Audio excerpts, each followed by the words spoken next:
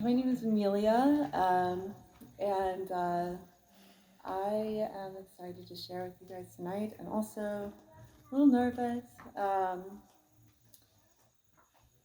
am actually going to share some poetry with you tonight. Music in the future, not ready for that yet. Poetry feels good. And a little backstory, when I got to Sedona in June 2019, thought came in a meditation one day to commit to doing something creative every day, to make something different and creative every day for 100 days consecutively. And, like that felt like a big stretch, and it also felt exciting to do. So I did that.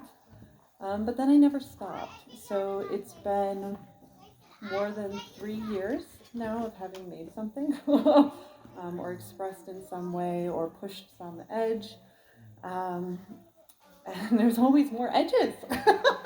There's always more of them. And so many of my edges right now are about showing up in relationship to other people and to sharing, and not to just like writing things in my room.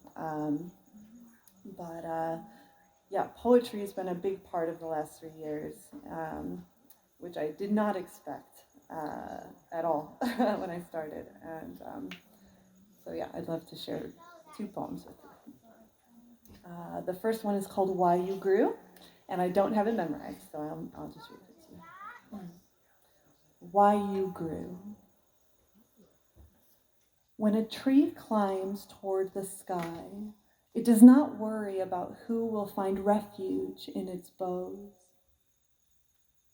Maybe you grew in secret hopes one day a bird of paradise or some great eagle would perch on your limbs, confirming all your worth and hard work. But what if you were meant to be a home for all things or no things? Perhaps those branches you so perfectly sculpted, a spider finds and strings his best death trap between your delicate reaching fingers. Or perhaps a rattlesnake decides your roots are the perfect place to curl, poised to defend from the next unwary passerby. Or maybe the termites will find you especially delicious and burrow deep into your gnarled arms and eat you from the inside out. What then? What happens when all your narrow expectations and hopes fall short? Perhaps with humility and some sort of prayer, you could give yourself over to this process. Each sensation and experience more of a tickle than a punishment. Oh, this is life, you might say, if you handed all your ideas of glamour and prestige over as the mushrooms and mold transformed you in their secret ways. If things turn out much differently than you thought they would, even if no living thing ever affirms all that you are with their attention or their presence, all the heart and courage it took to be alive and to be you, I promise the land knows you're here. The breeze could sing your every curve back to you, and the sun remembers each particle of light you allowed in and let become you as life lives you the way it wants.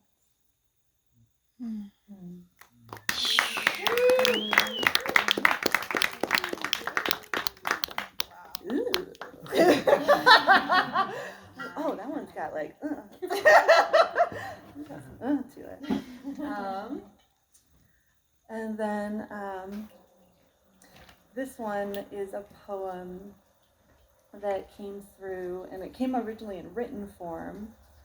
And then I loved it so much, I found a song that felt like it matched to it. So it now kind of like goes with this song and feels good that way.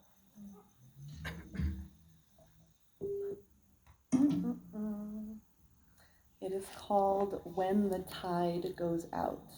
When the Tide Goes Out.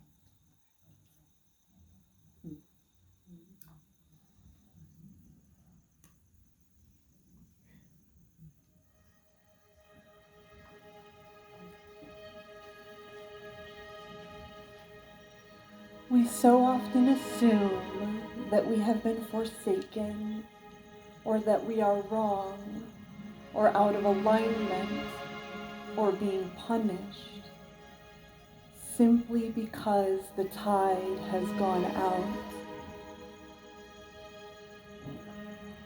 But the ocean could never abandon the shore.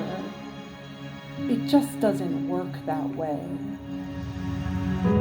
I'm starting to notice that when the divine pulls the tide out, she braids the shoreline with little rivers, as if she were playing with my hair and telling me bedtime stories. As she playfully retreats, she uncovers the living sculpture of my terrain, the rocks and ridges, fissures and faults of my personality, my body, my emotions, my limitations, my self-judgments.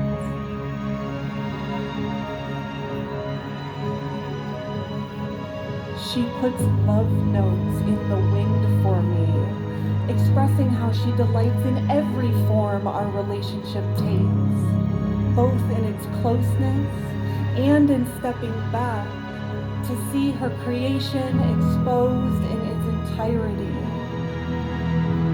I feel her gaze in awe and adoration upon every part of me.